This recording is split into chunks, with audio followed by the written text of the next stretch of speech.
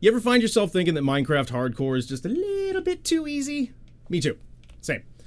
I could start speedrunning it, do it faster and faster, see if I can optimize every little thing and make it just an absolutely perfect run, but honestly, that's not really for me.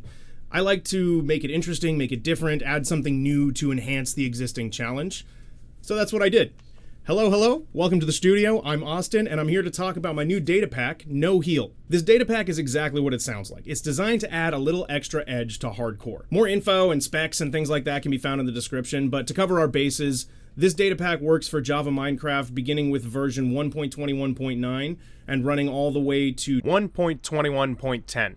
It should also work on multiplayer, although I am eagerly awaiting comments to the contrary. I do love a challenge. So anyway, it takes away healing, but how, right? There are loads of different ways to heal in Minecraft, and the No Heal data pack tackles each one of those individually. To put it simply, if you play a hardcore world with this data pack installed at launch, any hearts you lose will be gone forever. Our easy first target for that is natural regeneration.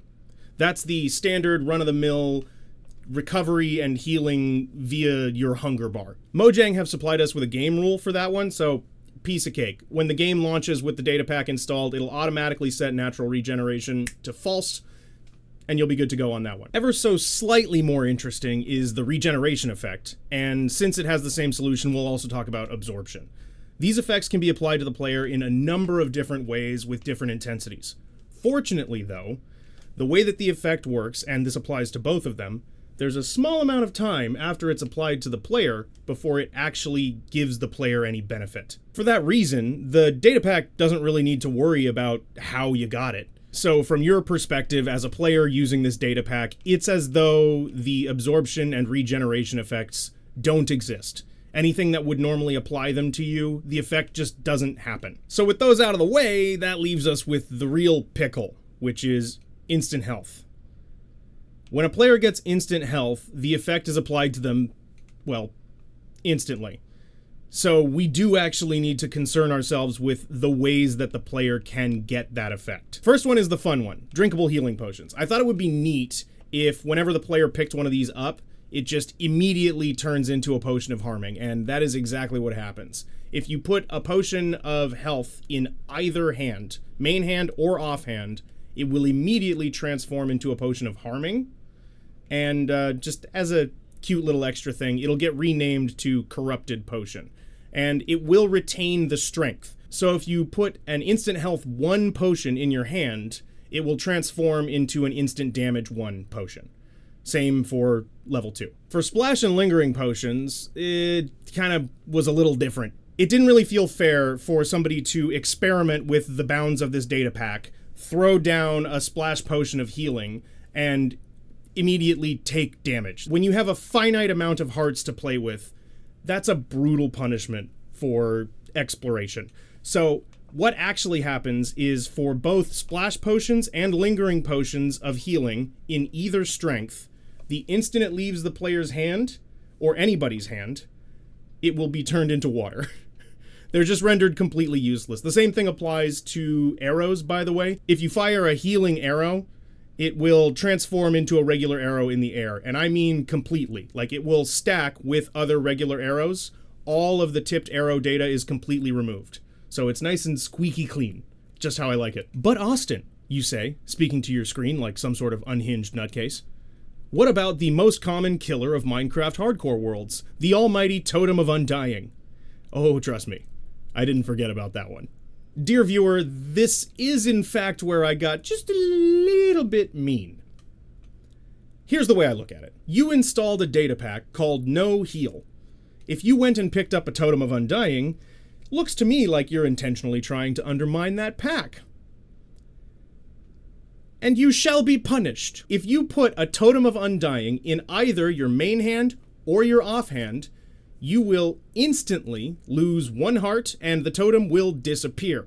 Now, I have not eliminated the ability for you to carry it in your inventory at all. If you're smart about picking up a totem, you can keep it in your inventory, just have something in your hand when you go to grab it and you'll be fine. And you can go and use it as a trophy somewhere. Just, don't try to put it in an item frame. That covers all available methods of healing and recovery that I am aware of. I've been playing this game for a really long time, pretty confident that I have a good idea of where all those opportunities lie, but I am not infallible. So if you come across a way to exploit, if you find a loophole in this data pack of any kind, please leave a comment and let me know. I'll go ahead and push out an update, and the link in the description will be updated to match the most up-to-date version of the data pack. So if you're watching this video, that's what's in the description. Now, on the style side of things, I elected to keep this pretty pared down. I chose not to send a whole bunch of messages to the player. Personally, when I'm using a data pack, one of my biggest pet peeves is if it's sending you some little message every 5 seconds, like telling you what's going on as though you don't know. To each their own. I don't really like that as a feature. So I made a point of not doing that. When you first open your world, you will get a message saying that the data pack is active and telling you what it does. As long as you don't run any commands, which you shouldn't be able to, because this is for hardcore, and as long as you don't go in and mess around with the data pack itself, you'll never see that message again. It flags once at the very beginning, and then it's gone. I also didn't bother to give you any sort of, like, taunting messages when you pick up a totem or something like that. I'm no Bennett Foddy. What I did do as a bit of a fun visual is remove the hearts as you lose them. And I mean, like, from your health bar. They will go away. Every time you lose a heart, it will disappear, and you'll be left with your remaining count.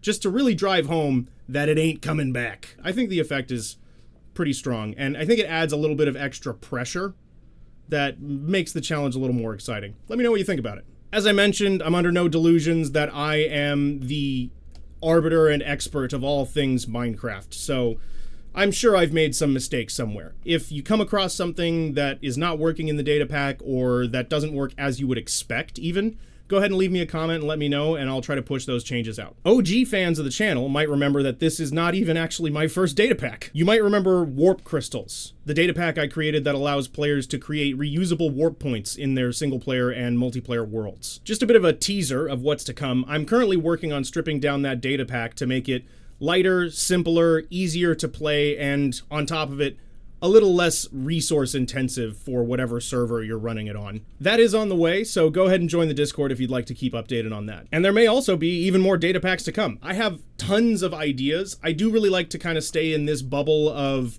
like vanilla plus, quality of life, extra little challenges, but that feel like they're still a part of the game.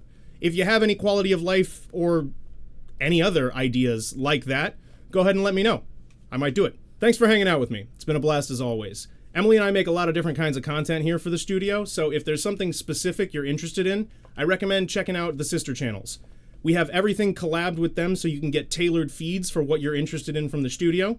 We have Play Studio for everything games related, Art Studio for all of my art projects, Sweet E Studio for all of Emily's nail art content that is soon to come and very impressive work that I can't wait to share with you guys, and on Saturday, we uploaded the first episode of Yap Studio, which is our podcast to talk about media and entertainment.